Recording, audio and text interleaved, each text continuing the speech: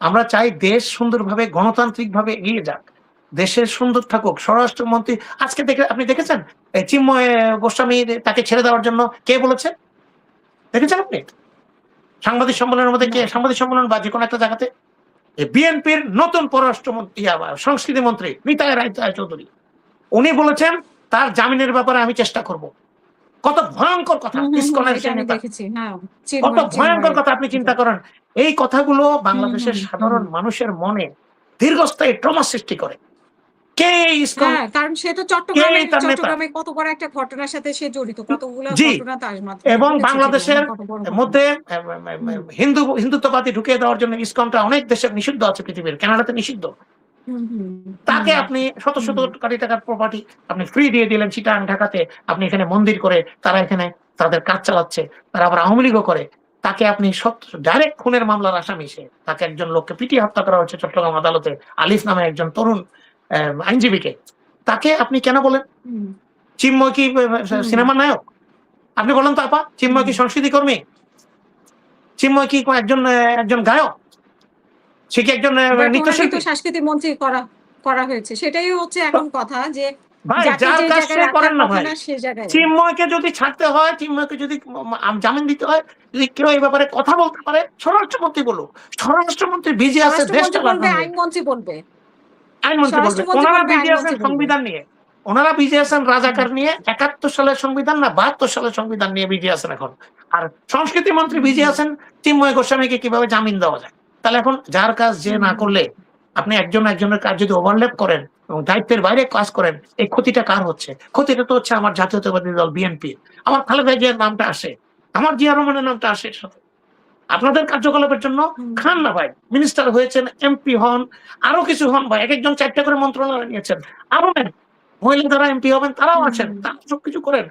কিন্তু আপনারা দলের বয়ানগুলো এভাবে দিচ্ছেন কেন, যেটা দলের এগেনস্টে যায়? আলাদা যে কিনে কথা বলেন কেন? আর তো সংবিধান ছুড়ে ফেলেছে উনি বলেননি, কেউ বলে মিথ্যা বলেছেন, উনি বলে বলেননি। এগুলি তো আমরা চাই না। আপনারা হান ভাই, সবকিছু করেন, কিন্তু দলের ক্ষতি করেন না, দেশের ক্ষতি করেন। প্রেক্ষাপটটা ভিন্ন হতে পারে, খালেদা জিয়া ভিন্ন প্রেক্ষাপটে বলছে, এরকমটা তো হতে পারে, এরকমটাই তো হয়েছে, ভিন্ন প্রেক্ষাপটে বলেছে, এখন প্রেক্ষাপটটা ভিন্ন। তো সেইখানে সংবিধান ছুঁড়ে ফেলে দিবে, হয়তো খালেদা জিয়াও এই সময় হয়তো এটা বলতেন না, এই প্রেক্ষাপটে হয়তো এটা হয়তো উনি বলেছেন, যখন বলেছেন তখন এই জিনিসটা ঠিক আছে, ছুঁড়ে ফেলে তো এটা কথার কথা, ছুঁড়ে ফেলে দেওয়া বলাটা, কিন্তু সংবিধানটাকে সংস্কার করা বা পরিবর্তন করা এটার প্রয়োজন। আপনি একেবারে আউটরাইট ওনার কথাটাকে মিথ্যা বলে, মানুষ কিন্তু বাংলাদেশের মানুষ কিন্তু খুব কঠিন, এটা সবকিছু মনে রাখে। হাসিনাকে যেমন এখান থেকে হটিয়ে দিয়েছে, একটু ভয় পায়নি, হাজার হাজার লোকের মৃত্যুর বিনিময়ে, এরকম কিন্তু আবার এই ধরনের পরিস্থিতি হোক আমরা কেউ চাই না। বাংলাদেশে আর কোনোদিন কোনো স্বৈরাচার আসুক, বা কেউ 2বারের বেশি প্রধানমন্ত্রী হয়ে বাংলাদেশে একটা ফ্যাসিস্ট শাসন কায়েম করুক, আমরা চাই না। এটা আমরা মনের থেকে চাই না। আমার মনে হয় তারেক রহমানও চায় না। উনি বিদেশে থেকে দীর্ঘদিন 18-19 বছর বিদেশে থেকে ওনার মেন্টালিটি চেঞ্জ হয়ে গেছে। ওই জন্যই তো উনি মেয়েকে নিয়ে বা ওয়াইফকে নিয়ে উনি নাটক দেখতে গেছেন, উনি সিনেমা দেখতে গেছেন। অসুবিধা কি? এটা নিয়ে ট্রল করার কিছু নেই। আমাদের প্রাইম মিনিস্টার এখানে সিনেমা দেখতে যায়, এটা নিয়ে কথা বলছে। একটা মানুষ কি তার কোনো ব্যক্তিগত কোনো কিছু কি খারাপ কাজটা উনি করেছেন? উনি সিনেমা দেখতে গেছেন, উনি সাধারণ মানুষের সাথে দেখতে গেছেন সিনেমার অবস্থা কি, হয়তো নাটকের অবস্থা কি, ওনার কি এই অধিকারটা নাই?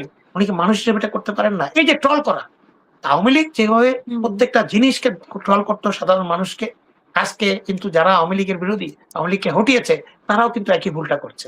তাই আমি বারবার বলি, Tarique Rahman, let's help him. Tarique রহমানের হাতকে শক্তিশালী করেন, দেশের গণতন্ত্রটা প্রতিষ্ঠিত হোক। সুপ্রতিষ্ঠিত হয় চামচামি আর চাটুকারিতা করে স্বৈরাচার প্রতিষ্ঠা করা যায়, গণতন্ত্র প্রতিষ্ঠা করা যায় না। আমরা কেউই যেন চামচামি করতে না যায়, পায়ে ধরে সালাম করার দরকার নাই, জায়মা রহমানকে 2-3 বার সালাম দেওয়ার দরকার নাই, জায়মা রহমানের নামে স্লোগান দেওয়ার দরকার নাই। যদি সত্যি সত্যি জিয়া রহমানের দলকে ভালোবাসেন, জাতীয়বাদের আদর্শ থাকেন, তাহলে বুক টান করে বলবেন আমি বাংলাদেশি, আমি বাংলাদেশকে ভালোবাসি, বাংলাদেশের জন্য করতে চাই। জিয়া রহমান একটা কথা বলেছিলেন, দেশ তোমাকে কি দিল সেটা বড় কথা না, তুমি দেশকে কি দিতে পারলে সেটা সবচেয়ে বিবেচ্য বিষয়। সবাই মাথা ঠান্ডা করে, ঠান্ডা মনে, চোখটা বন্ধ করে চিন্তা করেন, আপনি দেশকে কি দিয়েছেন। প্রত্যেকটা মানুষ যারা এই অনুষ্ঠান শুনছেন, সবাইকে অনুরোধ করবো, আপনি দেশকে কি দিয়েছেন? দেশে কিছু দিতে পেরেছেন? যদি না দিতে পারেন, দেশ আপনাকে কি দিল এই হিসাবটা পরে করবেন। এটা যদি মানেন, জিয়া রহমানের এই কথা যদি মনে রাখেন, তিনি নিঃস্বভাবে কোনো কিছু ছাড়া দুনিয়া থেকে চলে গেছেন। 40-45 বছর হয়ে গেছে, এখনো তার কথা আলোচনা করছি, এখনো তার কথায় চোখে পানি আসে। এই সম্মানটা অর্জন করার চেষ্টা করেন। মানুষের ভালোবাসার কোনো মূল্য হয় না, অমূল্য মানুষের ভালোবাসা। জিনিস কিন্তু ওই যে আপনি যেটা বললেন, যেটা কিছু কিছু জিনিস আবার কিন্তু খালেদা শালীনতার জিয়াকে ভিতর রাখতে স্বাধীনতা হয়। পুরস্কার দেয়া, ক্রিকেট বোর্ডে সন্তানদের, এগুলো জি, সবকিছুই অবশ্যই, উনি অবশ্যই। এগুলি কিছু, কিছু জিনিস এম অম আমার মনে হয় বিএনপি সরকার গঠন করেছে। Let's BNP run the show. তারা যদি ভুল করে আপনি ধরিয়ে দেবেন শালীনতার সাথে। হুম, তারপরে ৫ বছর হুম। পরে বিএনপি মানুষ মানুষ বিএনপিকে আর ভোট দেবে না। আপনাদেরকে দেবে। Let's wait. এখন আমরা তো আপনারা দেখছি যেভাবে যে করছেন ৫ মাসও হুম, ৫ মাসেও ৫ টিকতে মাসও না যেতে দেওয়ার দিচ্ছেন না। অবস্থা। জি, এখন মনে করেন হুম, হুম, গণতন্ত্র বাংলাদেশে জাস্ট এখনো আসেনি। মানে গণতান্ত্রিক সিস্টেম আমরা একটা প্রয়োগ করেছি, একটা ভোট দিয়েছি, একটা সরকার ক্ষমতা গ্রহণ করেছে। এখন যদি আমরা তাদেরকে এভাবে করি প্রতি মুহূর্তে, আসলে বিভিন্ন দলগুলো দীর্ঘদিন মানে সবসময় তো সারা জীবন তো বিরোধী দলে ছিল, এবং বিরোধী দলও হুম, না, মানে নিষিদ্ধ অবস্থান ইত্যাদি অত্যাচারের উপর দিয়ে গিয়েছে। তাই জন্য ওনাদের ভিতরে কনফিডেন্স এর অভাব আছে। ওনারা কিছু হুম, হলেই, হুম, বিএনপির যেমন অনেক অনেক ভুল আছে, জামাত ইসলামীরও কিছু একটু জিনিসটা অতি অতি কথন, মানে হুম, পরিপক্কতার একটু হুম, অতি পরিপক্কতা দেখাতে গিয়ে মানে যেকোনো মানুষের ব্যাপারে মন্তব্য করা, যেকোনো কিছু করা। আর নেগেটিভ জিনিস কিন্তু আপা ইজিলি বলা যায়। আমি কিন্তু এখন আপনাকে বলতে হুম, পারবো, আপা আপনি কিন্তু সাবধানে থাকেন, আপনার কিছু কিছু হতে পারে। এখন কালকে সকালবেলা হুম, উঠে আপনি হুম, রিক্সা থেকে পড়ে গেলেন, এখন আপনি বলেন আরে ভাই মারুফ ভাই তো অলি হয়ে গেছে বিরাট, উনি আমার হুম, এটা হুম, বললো। হুম, ইজি। খারাপ জিনিসের পূর্বাভাস করা খুব সহজ, ভালো জিনিসের হুম, পূর্বাভাস করা কঠিন। বলুক আজকে জামাত হুম, ইসলামী যে বিএনপিকে আমরা সর্বতোভাবে সহায়তা করব। খালেদা জিয়াকে হুম, করেছিলাম, তারেক রহমানকে আমরা করব, এবং দেশের স্বাধীনতা সার্বভৌমত্বের প্রশ্নে এই বিষয়ে আমরা কোনো আপোস করব না। এছাড়া আমরা তাদের সাপোর্ট দেব। করুক, নতুন একটা ধারা সৃষ্টি করুক।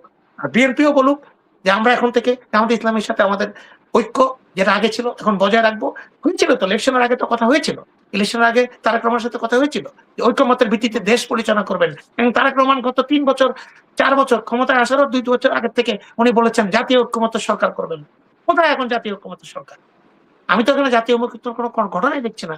কোন ভালো দেশের খুব ভালো কোন লোক, প্রফেসর, কোন একটা বুদ্ধিজীবী যারা কোন দল করে না, বাট তারা জাতীয়তাবাদে বিশ্বাস করে, দেশকে ভালোবাসে, আওয়ামী লীগকে পছন্দ করতো না, তাদেরকে তো আমরা দেখলাম না কোন জায়গাতে। কোন জায়গায় দেখলাম না। হুম, আপনার মতো সাংবাদিককে হুম। কোন জায়গায় দেখলাম না, পদায়নে দেখলাম না। যে না, তাদেরকে আমরা আমাদেরকে নেই। ৫ই আগস্টের পরে কেউ ধন্যবাদও দেয়নি। ৫ই আগস্টের তো পরে। কোন দল থেকে বা ধন্যবাদ কোন অনেক পরের সরকার কথা থেকে আপা। কেন? স্বীকারই হুম, করে না, স্বীকারই করে না। স্বীকারই করে না। হ্যাঁ, আপনারা বিদেশে স্বীকারই করে ছিলেন, না। আপনারা বুঝবেন না আমরা এখানে কি অবস্থায় ছিলাম। হুম। ঠিক আছে ভাই, আমরা বুঝি না। আমরা তো একদম আমরা যদি এটা না করতাম তাহলে আমাদের বাংলাদেশের বাপ-মা গুলোকে দেখতে পারতাম, আপনিও তো মারা যেত ছিলেন। না। সেটাই। আমরা তো মানে আমরা তো ভালো থাকতে পারতাম। তাই না? আমাদের জায়গা থেকে আমরা ভালো দেশে আছি, ভালো থাকতে কিন্তু আমরা তো সবসময় বাংলাদেশের জন্যই আমরা ট্রাই করে গেছি। বাংলাদেশের জনমত তৈরির জন্য। যেহেতু বাংলাদেশ থেকে কথা বলতে পারত না। তাই না? আপনি, আমি, আমরা তো চেষ্টা করে একটা জনমত অবশ্যই তৈরি বাংলাদেশ থেকে করেছি। পারতো না, এবং আমরা যে এটা কি তো জনমত সৃষ্টি করেছি, আমরা হুম, নিজের খেয়ে বনের মোষ তাড়িয়ে আমরা যে কি ধ্বংস হয়েছি, সেটা তারপরও হুম। বাংলাদেশে হাসিনা পালিয়ে গেছে। এর চেয়ে শান্তি, এর চেয়ে শান্তি আর ইয়ে কিছু নেই। আর নাই। কিন্তু হুম। এখন আবার হাসিনার মতো কথাবার্তা, নতুন ভাবে কথাবার্তা এগুলো শুনতে চাই না।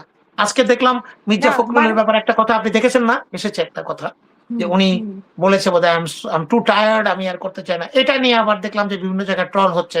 কয় এত ঢংঢুঙের দরকার কি? প্রায় রাষ্ট্রপতি হবেন, এইজন্য এটা রাষ্ট্রপতি হতেই পারে। উনি যদি হুম, হুম, রাষ্ট্রপতি হুম। হয়, ওনাকে যদি দল বিএনপি রাষ্ট্রপতি নির্বাচিত করে, অসুবিধা কি আছে? উনি তো হুম। কোনো অযোগ্য লোক না। আমার কথা এই যে প্রত্যেকটা জিনিসে যখন আপনি ট্রল করবেন, সেই হাসিনা স্টাইলে হাসিনা করতো আমাদেরকে, আমরা প্রতিবাদ করতাম। তাহলে আমরা হাসিনা থেকে বা পরিবর্তন হলাম কোথায়?